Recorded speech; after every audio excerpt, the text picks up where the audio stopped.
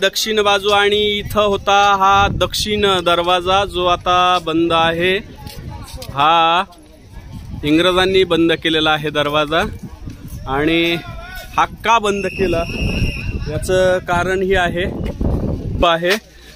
साज शृंगार करत असलेली स्त्री, सौंदर्यवती स्त्री जी साज शृंगार करत आहे आणि तिची लहान मुलं खाली उभी आहेत। पहा मंदिराला चाललेली जी स्त्री आहे हे शिल्प आहे सासू सुनेचं शिल्प आहे। सासू आणि सून काहीतरी वार्तालाप करत आहेत। याचे एकूण जे भाग आहेत त्या भागापैकी प्रहर जे असतात 3-3 प्रहर असतात, त्या 3-3 प्रहराचं हे केलेलं आहे। आता या सूर्याच्या सावलीवरून याची वेळ आपल्याला समजून येते। आता या मंदिर बांधकामामध्ये जो प्रमुख आहे विष्णू वर्मा, या विष्णू असा यामध्ये हस्तक्षेप होऊन 1200 जो विष्णू वर्माजीचा मुलगा होता तो म्हणाला की तुम्ही मला शिक्षा द्या, या 1200 शिक्षा देऊ नका। आणि राजाने त्या मुलाला शिक्षा दिली देहदंडाची आणि हे मंदिर निर्माण झालं।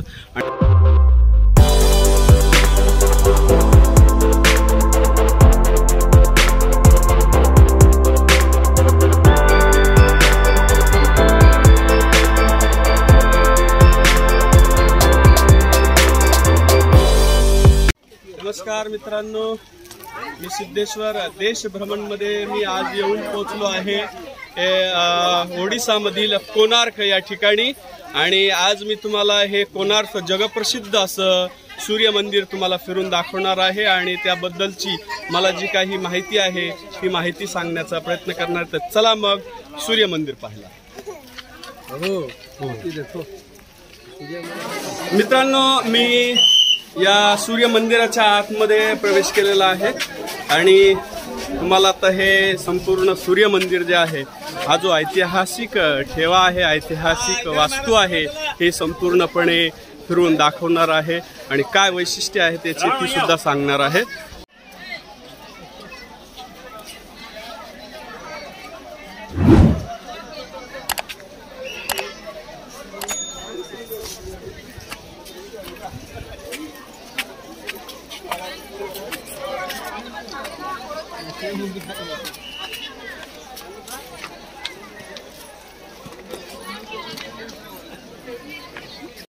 मित्रांनो, सूर्य मंदिराचा थोडासा इतिहास जो मी माहिती करून घेतलेला आहे तो इतिहास सांगणं गरजेचं आहे। सूर्य मंदिर का बांधलं, कशासाठी बांधलं ते मी तुम्हाला सांगण्याचा प्रयत्न करतो थोडासा जे मला माहिती आहे। इसवी सन 1250 साली हे मंदिर बांधण्यात आलं आणि सम्राट नरसिंहदेव यांनी हे मंदिर बांधलेलं आहे। आणि हे मंदिर का बांधलं याचंही कारण आहे, कारण की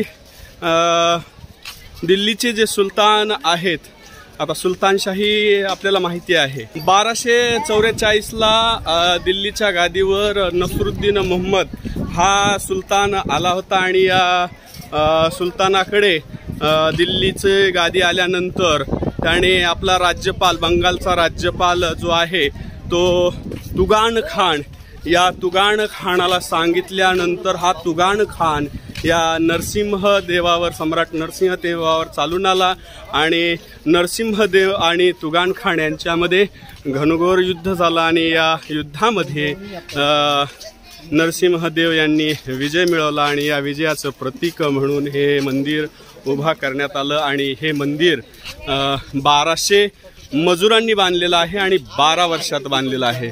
12 वर्षात बांधलेलं हे मंदिर, 1200 मजुरांनी बांधलेलं हे मंदिर। आणि एक वैशिष्ट्य या मंदिराचं म्हणजे की राजाने 1200 पेक्षा एक सुद्धा मजूर जास्त घ्यायचा नाही असं सांगितलेलं होतं आणि 12 वर्षापेक्षा 1 दिवसाचा सुद्धा कालावधी जास्त लागला तर राजा या सर्वांना मृत्यूदंडाची शिक्षा देणार होता असं म्हणतात। आणि त्याप्रमाणे 12 वर्षाला 1 महिना राहिला होता आणि या मंदिराच्या शिखराचं काम बाकी होतं आणि हे शिखराचं काम काही केल्या पूर्ण होत नव्हतं आणि कलश लावण्याची योजना जी आहे जमत नव्हती कोणाला त्यावेळी। या मंदिर बांधकामामध्ये जो प्रमुख आहे विष्णू वर्मा, या विष्णू वर्माच्या मुलाने जो 12 वर्षाचा होता त्याने त्याच्या डोक्यातील सुपेक कल्पनेनं या मंदिराच्या कलशाचं काम, शिखराचं काम पूर्ण केलं 1 महिन्यामध्ये। आणि ज्यावेळी राजाला कळालं की या 12,000पेक्षा एक मजूर जास्त लागलेला आहे आणि त्याला राजाची परवानगी पाहिजे, या परवानगीशिवाय त्याने ते पूर्ण केलं, म्हणून राजाने 1200 मजुरांना शिक्षा देण्याचं ठरवलं। त्यावेळी थोडासा यामध्ये हस्तक्षेप होऊन 1200 जो विष्णू वर्माजीचा मुलगा होता तो म्हणाला की तुम्ही मला शिक्षा द्या, या 1200ना शिक्षा देऊ नका। आणि राजाने त्या मुलाला शिक्षा दिली देहदंडाची आणि हे मंदिर निर्माण झालं। आणि दर्शनासाठी खुलं होणार होतं हे मंदिर, परंतु तिथून पुढे या विष्णू वर्माच्या मुलाला शिक्षा दिल्यानंतर हे मंदिर काही दर्शनासाठी खुलं झालेलं नाही, हे बंदच आहे। आणि इथे कोणत्याही देवतेची पूजा होत नाही। मंदिरात आता सद्यस्थितीला मूर्ती नाही। मंदिरात जो पुढचा भाग होता तो इंग्रजांनी ब्लॉक करून टाकलेला आहे, सिमेंट भरून विटा भरून तो बंद केलेला आहे। 1991 पर्यंत वरपर्यंत जाण्यासाठी परवानगी होती, परंतु आता वरच्या भागात चबुतऱ्यावर जाण्याची परवानगी पर्यटकांना नाही। पर्यटक हे मंदिर खालच्या बाजूने सर्व बाजूने पाहू शकतात, असा हा इतिहास आहे याबाबतची। आता या मंदिराबाबतची जी काही शिल्पे आहेत याची माहिती मला जी आहे मी जी गाईड मार्फत जाणून घेतलेली आहे किंवा इथल्या स्थानिक लोकांकडून जाणून घेतलेली आहे ती सांगण्याचा तुम्हाला थोडक्यात प्रयत्न करणार आहे। कृपया जर तुम्हाला माझी माहिती आवडत असेल तर कृपया माझ्या चॅनलला लाईक करा, सबस्क्राईब करा आणि बेल आयकॉनचं बटन दाबायला विसरू नका। मित्रांनो, इथून कोणार्क मंदिराची सुरुवात होते। ही समोरची जी वास्तू आहे ही आहे नृत्यशाळा आणि या नृत्यशाळेच्या सुरुवातीला प्रवेशद्वारावर अगदी हे दोन्ही बाजूला आपल्याला जे दिसत आहेत वरी हे चित्र पहा, हा आहे सिंह, हा सिंह आहे आणि त्याच्या खाली हा जो आहे हत्ती आहे आणि हत्तीच्या खाली हा आहे तो मनुष्य मानव। थोडासा इकडून मी दाखवतो तुम्हाला, हा मनुष्य आहे। म्हणजे थोडक्यात पहा, हा तुटलेला आहे की मनुष्य ज्यावेळी मनुष्याकडे संपत्ती येते तर संपत्ती आल्यानंतर मनुष्य माजतो, तो म्हणजे या हत्तीसारखा। आणि यावर नियंत्रण ज्यावेळी त्याला गर्व होतो तो गर्व हरण करण्याचं काम हा वाघ किंवा सिंह करत आहे। हा सिंह आहे आणि हे प्रतीक या ठिकाणी अतिशय सुंदररित्या या मंदिरावर प्रवेशद्वाराला दिलेला आहे। आता मी या नृत्यशाळेत प्रवेश करतो, नृत्यशाळा तुम्हाला दाखवतो। मित्रांनो, आता या मंदिराच्या सुरुवातीला जी नृत्यशाळा आहे ही नृत्यशाळा आपण पाहतो आहोत आणि मी ह्या नृत्यशाळेत प्रवेश करतो आहे। अतिशय खूप गर्दी आहे या मंदिरला आणि नृत्यशाळेमध्ये त्यावेळी राजा आणि इतर सर्व राज्यातील जे मंत्रीगण आहेत या सर्वांचं मनोरंजन करण्यासाठी अशा प्रकारच्या नृत्यशाळा असायच्या। ही जी वास्तुस्थिती आहे ही आहे नृत्यशाळा, हे पहा। आणि ही या नृत्यशाळेमध्ये विविध नृत्यांगना नृत्य करत असतानाची चित्र आपल्याला पाहायला मिळत आहेत। हे पहा, मी थोडंसं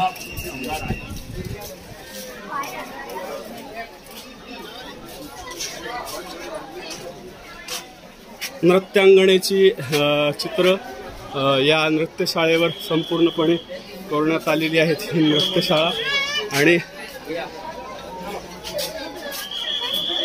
या नृत्यशाळेवर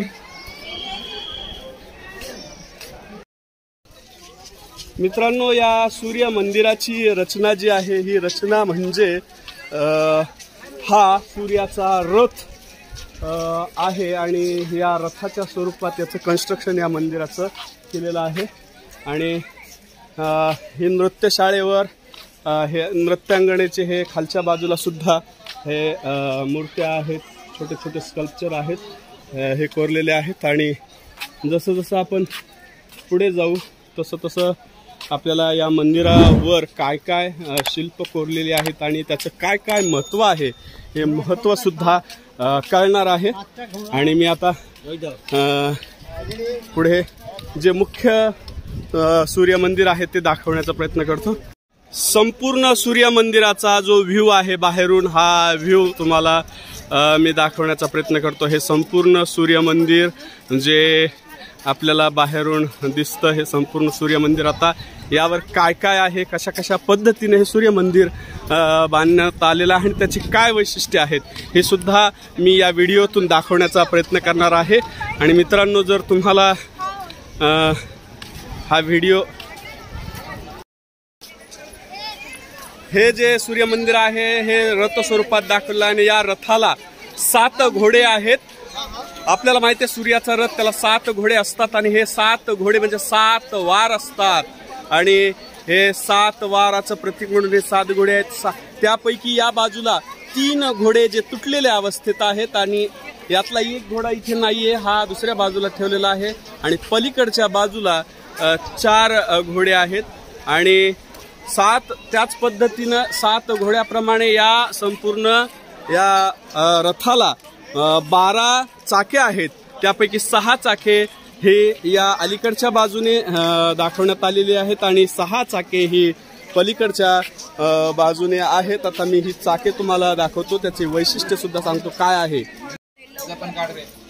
मित्रांनो, हे पहा, हे जे चक्र आहे, चाक आहे, हे चाक आपण इतिहासाच्या पुस्तकामध्ये ज्यावेळी कोणार्क सूर्य मंदिर चा इतिहासामध्ये उल्लेख येतो त्यावेळी हे चित्र, चाकाचं चित्र आपल्याला सगळीकडे पाहायला मिळतं. हे चाक आहे वेळेचं चाक. या चाकावरून वेळ कळते, वेळ समजते. ही वेळ म्हणजे या चाकावरून आपल्याला या चाकाला एकूण 12 आऱ्या आहेत आणि या 12 आऱ्या आणि त्यामध्ये छोट्या छोट्या आऱ्या आहेत. म्हणजे 12 म्हणजे याचे एकूण जे भाग आहेत त्या भागापैकी प्रहर जे असतात, 3-3 प्रहर असतात, त्या 3-3 प्रहराचं हे केलेलं आहे. आता या सूर्याच्या सावलीवरून याची वेळ आपल्याला समजून येते. आता यानंतर आता पुढे एक चक्र आहे.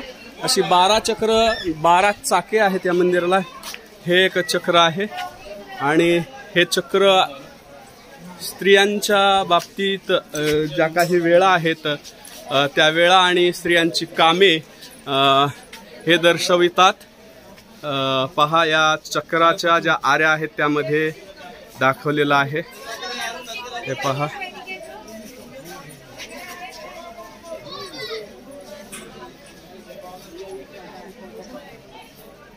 या प्रत्येक चाकाचा जो व्यास आहे तो 9 फूट आहे. 9 फुटाचा व्यास आहे हा संपूर्ण.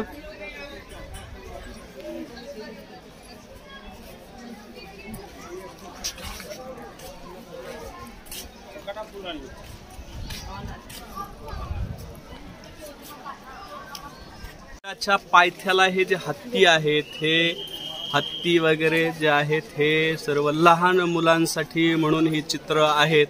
आणि जसं जसं आपण वर जाऊ तसं तसं तरुणांसाठी काम क्रीडेची चित्र आहेत, प्रणय क्रीडेची चित्र आहेत. यावरच्या बाजूपर्यंत तशीच त्या पद्धतीचीच चित्र शिल्प आहेत. आणि सर्वात वरच्या बाजूला जे आहे ते वयस्कर व्यक्तींसाठी, ज्येष्ठ मंडळींसाठी देवदेवतांची चित्रे आहेत. कालभैरवाचं चित्र, आपल्याला कालभैरवाचं शिल्प हे पहा, हे देवदेवतांची चित्र वरच्या बाजूला हे प्रौढ व्यक्तींसाठी रचना केलेली आहे मंदिराच्या. अशा प्रकारे 3 भागामध्ये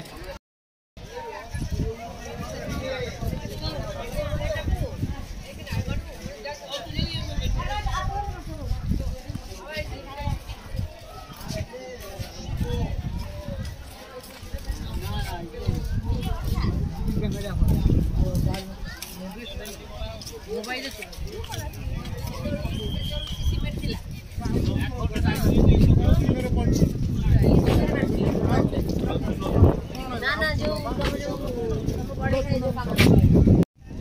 सूर्य मंदिराची ही दक्षिण बाजू आणि इथं होता हा दक्षिण दरवाजा जो आता बंद आहे। हा इंग्रजांनी बंद केलेला आहे दरवाजा आणि हा का बंद केला याचं कारण ही आहे। म्हणतात की या सूर्य मंदिरामध्ये चुंबक होतं आणि या चुंबकावरच हे सूर्य मंदिर स्थिर होत होतं। यामध्ये जी सूर्याची मूर्ती आहे ही सूर्याची मूर्ती या चुंबकावर आधांतरी अशा स्वरूपामध्ये होती। चुंबक त्या मूर्तीला नियंत्रित करण्याचं काम करत होतं, परंतु ही त्यातलं चुंबक जे आहे हे पोर्तुगीज घेऊन गेले। त्यामुळं आता हे मंदिरामध्ये चुंबक वगैरे आता नाहीये। आता मगाशी मी तुम्हाला सांगितलं की जे मंदिराचे 3 भाग होते त्यामध्ये हे पाठीमागच्या बाजूचं जे आहे ते खरं सूर्य मंदिर जे आता तुटलेल्या स्थितीत तुम्हाला सांगितलं की चुंबक काढून नेल्यामुळे ह्या मंदिराची तोडफोड करण्यात आली आणि हे पाठीमागं उरलंय हे खरं सूर्य मंदिर आहे। या मंदिरावर सूर्याची प्रतिमा 3 प्रतिमा आहेत। आता ह्या दक्षिण बाजूला जी प्रतिमा आहे बालसूर्याची प्रतिमा आहे। ही बालसूर्याची मूर्ती आपल्याला वरच्या बाजूला दिसत आहे आणि पाठीमागच्या बाजूला तरुण अवस्थेतील सूर्य दाखवण्यात आलेला आहे आणि पलीकडची जी उत्तर बाजू आहे त्या उत्तर बाजूला वृद्धावस्थेतील सूर्य दाखवण्यात आलेला आहे। आता हे जी समोर आपल्याला दिसते आहे हे सूर्याची पत्नी छाया जी आहे या छायाचं मंदिर आहे। हे समोरच्या बाजूला सूर्य मंदिर आणि पाठीमागच्या बाजूला सूर्याची पत्नी छाया जी आहे या छाया देवीचं मंदिर आहे।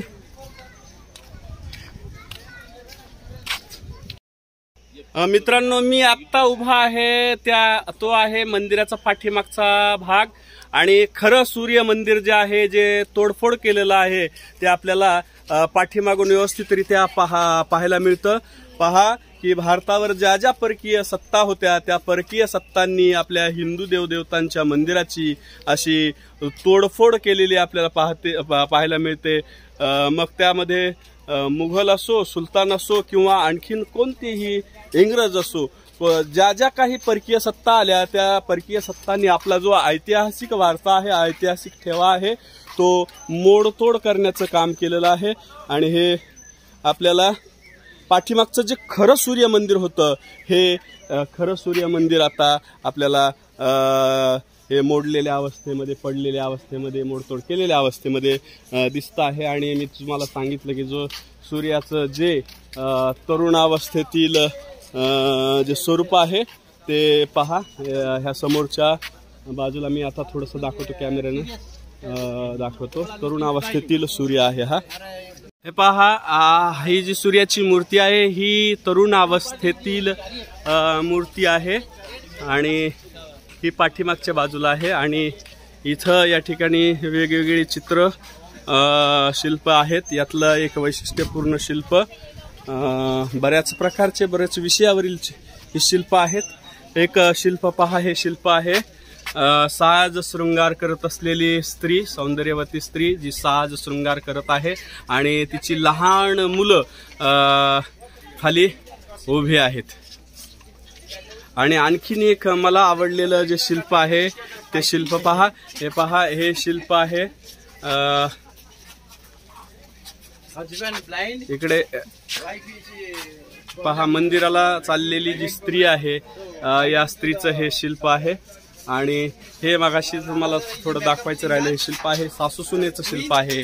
सासू आणि सून काहीतरी वार्तालाप करत आहेत, विचार करत आहेत, सासू काहीतरी सुनेला सांगत आहे असं हे शिल्प आहे। बऱ्याच विविध विषयावरील शिल्पांची या मंदिरावर निर्मिती आहे, वेगवेगळे विषय घेऊन शिल्प बनवण्यात आलेले आहे। आता मी या सूर्य मंदिराच्या उत्तर बाजूकडे आलेलो आहे आणि हे पहा सगळी 12 चक्र जे आहेत ही चक्र पलीकडच्या बाजूने आपण 6 चक्र पाहिली आणि या अलीकडच्या बाजूंना 6 चाके आहेत।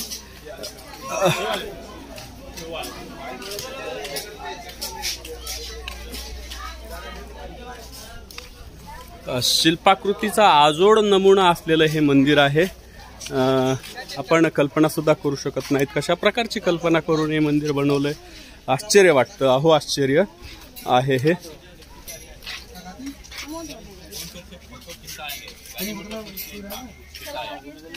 आगे का जो देखो जो बैलगाड़ी में जोड़ करके पत्थर लेके आया है।